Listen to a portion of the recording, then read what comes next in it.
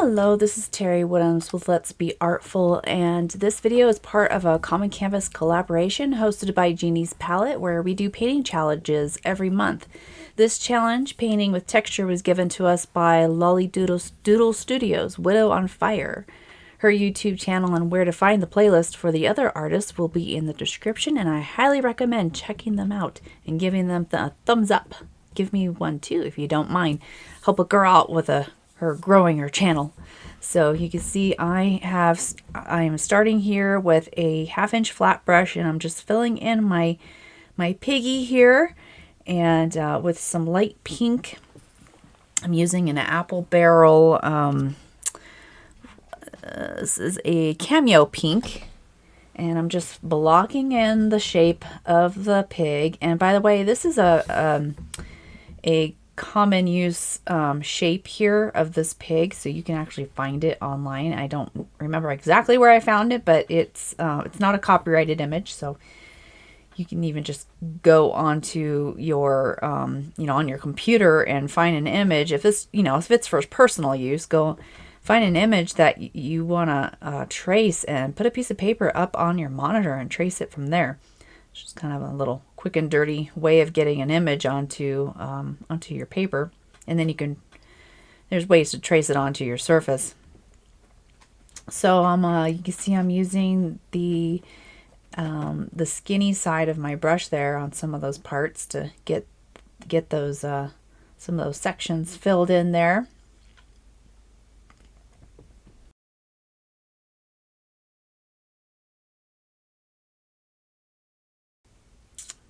And then I should have switched to a smaller little brush here, but I'm challenging myself using that same flat brush to do the little tail, and I kind of did it, but you can totally just take a smaller brush and get those little parts in there, like the little piggy tail.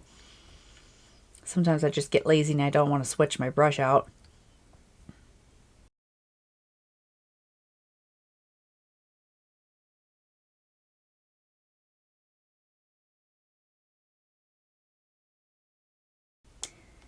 This is Apple Barrel, and that one is the Pavement Gray. Of course, you could just use black. It's very similar to black. And I got a flat brush here, a 1-inch flat brush. So that's my biggest flat brush that I usually use.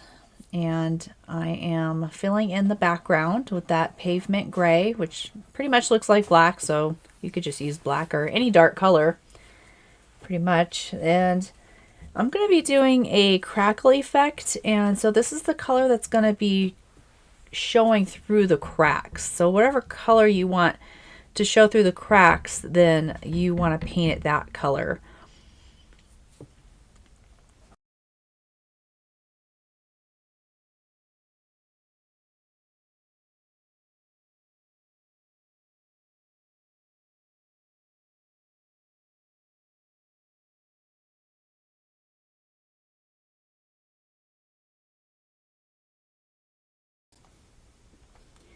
Don't be afraid to switch down to a smaller brush here. Like I got a smaller round brush here to get into those smaller little tight areas there.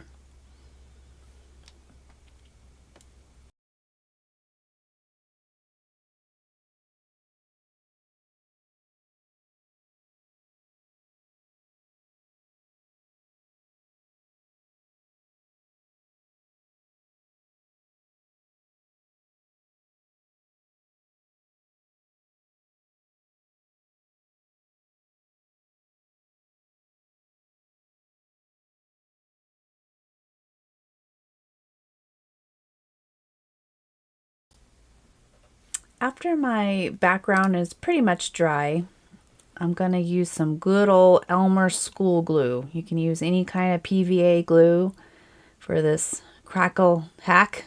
You don't have to go buy the special stuff to get a crackle effect. So I'm going to pour a little bit over here in a little container, and I'm just going to use a good old sponge brush so I don't ruin my paint brushes. That's all you need is a sponge brush. Nothing fancy. And I'm going to lay it on here pretty thick.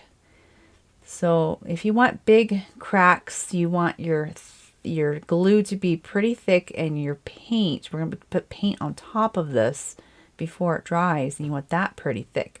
So the thicker the glue and the thicker the paint, then the thicker the crackle you're going to get.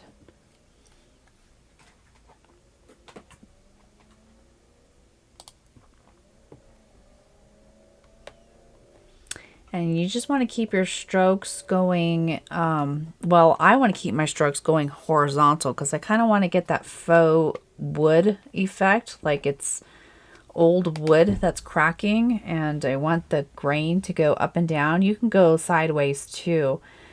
So I'm blocking it in, and then I'm getting it close to the piggy there, but then I'm going back and I'm making my strokes go up and down, more vertical.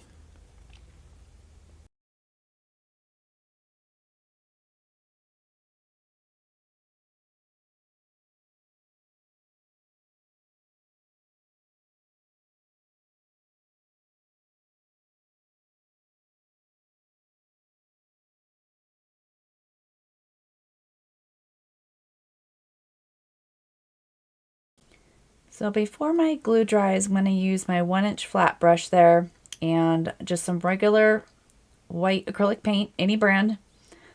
Doesn't matter. This is the Artist Loft one, but you can use whatever you have. And I'm going to load up my brush with quite a bit of that paint. I'm just going to slop it on there. See, I got a lot on there.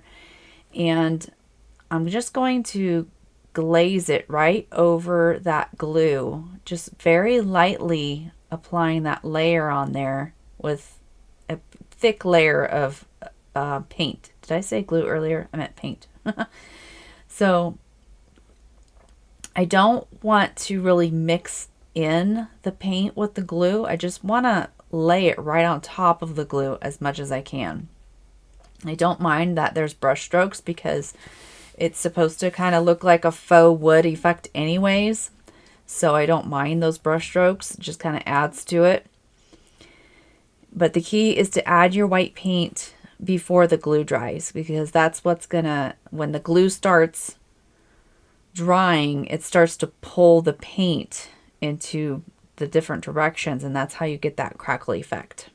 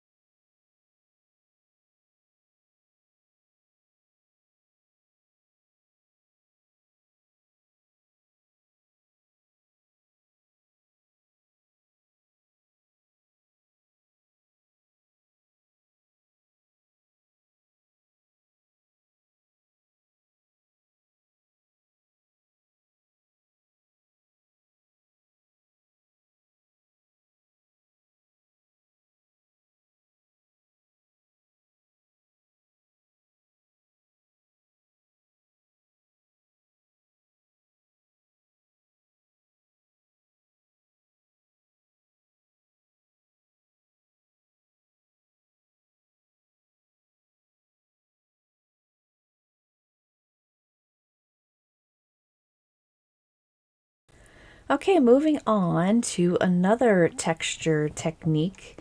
Let's add some baking soda to our paint and see if we can thicken it up a little bit. I'm going to use gesso instead of just regular paint. You can use regular paint, of course, but I have a whole bunch of gesso, and let's use the thickest gesso I can find, and shake it up real good there. And let's see what we can do. I've never done this before, so I'm kind of excited to try it out. I've seen all different things that you can add to your paint to make texture, and I didn't want like a really gritty texture like I've seen people add sand, coffee grinds, all kinds of stuff. But I saw somebody trying it with baking soda, so I'm gonna try it out and see what I can do. So I'm just totally winging it here. kind of eyeballing maybe 50-50 of gesso to baking soda. And just see what we can get here. Let's stir this up and see how thick we can get it. I don't want it too drippy. Let's add, yeah, I think I want to add a little bit more. Yeah, I want to make sure it's not totally dripping off of my palette knife there. I've never done this before, so I'm not exactly sure how thick I want it, because this is something new. I'm just experimenting here. So let's add a little bit of paint to this and see what we can get. I want to make my darkest pink. So I'm planning on making roses on top of my little piggy here. I want to make some little roses on her. So I'm going to set some aside because I don't need to color all of that. And let's add, I want to make a really dark pink. I know that this gesso though is going to lighten it up just a little bit, but let's see what we can get here.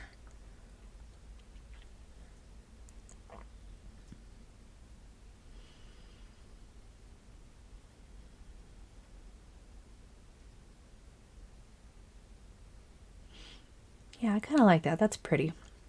All right, let's make some more. I'm going to add in another cup some more gesso, and actually, yeah, and a little bit more baking soda.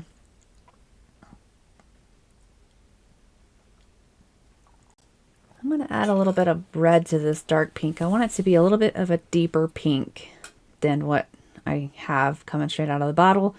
Of course, if you add more paint, then got to add more baking soda because it thinned it out too much. So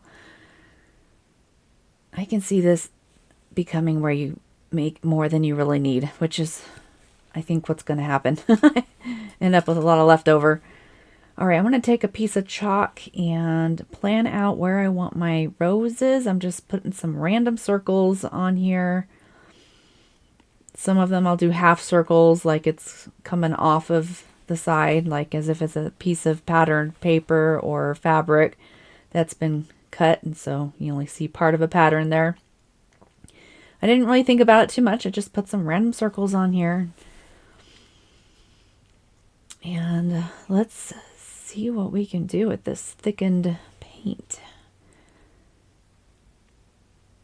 I'm not quite sure how much to add on here.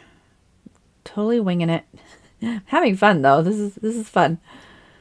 I'm not sure, this might be a little bit too much paint. Let's just do a few of these roses and see what we can do.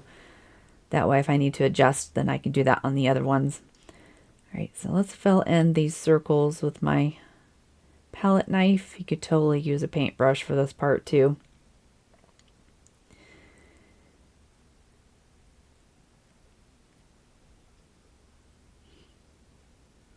And I'm gonna try to make the edges not a perfect circle. I'm gonna try to make it a little bit irregular. Maybe add a few little bumps to the edges there so it's not a perfect circle.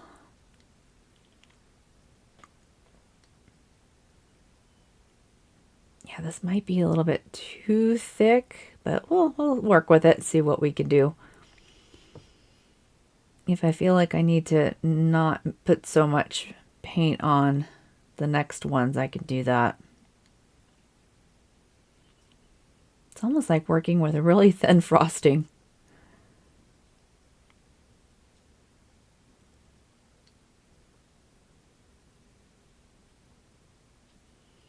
All right, so I got my base color down with my darkest pink.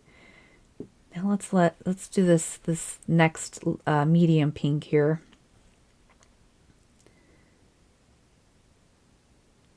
And that's how I would make my flowers when I'm just using regular paint with my paintbrush. I'll start with the darkest. Usually I'll start with the darkest color first and then swirl in the next shade up.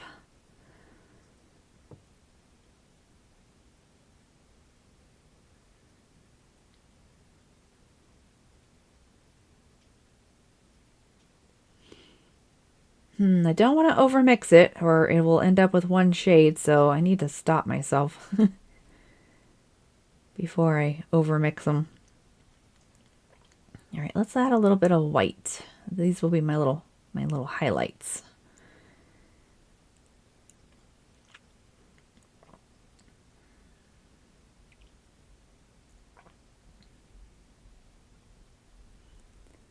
Just swirl it around until I think it looks okay. That might have been too much white. Let's mix it in a little bit more. Gotta wipe off that spatula every once in a while.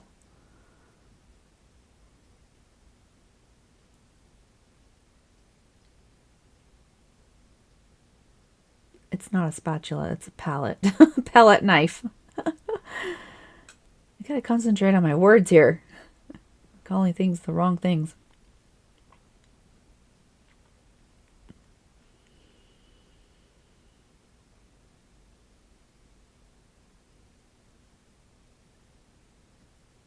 All right, let's try not putting quite as much on these next ones. Let's do a little bit of a thinner layer.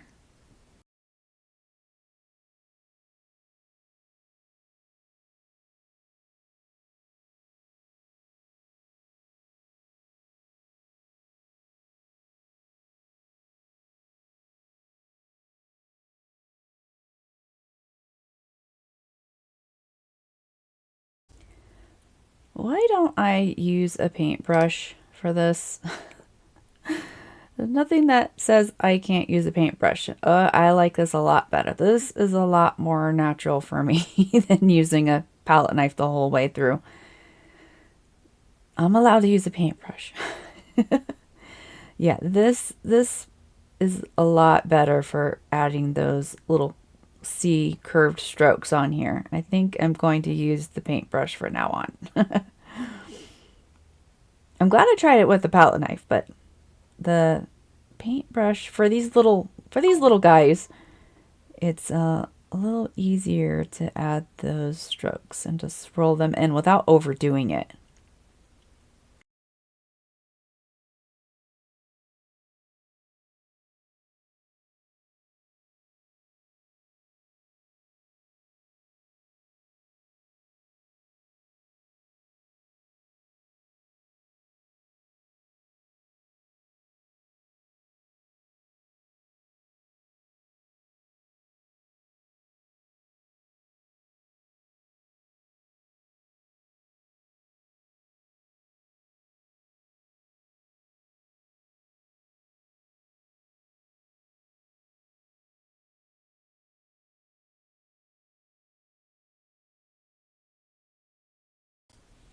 All right, now we need to make some green because we got to have some little leaves on here to fill in the little spaces.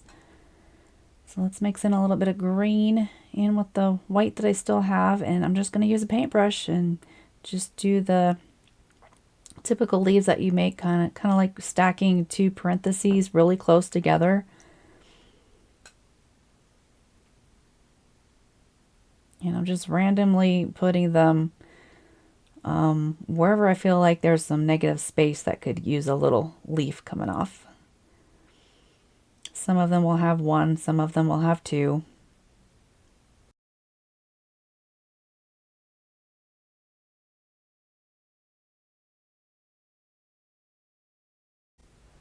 I'm going to try a little sgraffito, I think that's what you call it, technique, where you take the back of, I'm taking the back of my paintbrush and I'm just scratching into the paint, trying to get down to the next layer down, which would be that pink color, and get a vein in there by scratching away the paint that's still wet to see if I can reveal the color underneath. Sometimes this works, sometimes it doesn't. Depends how quick the paint dries by the time you get to it, but sometimes that's a fun little technique.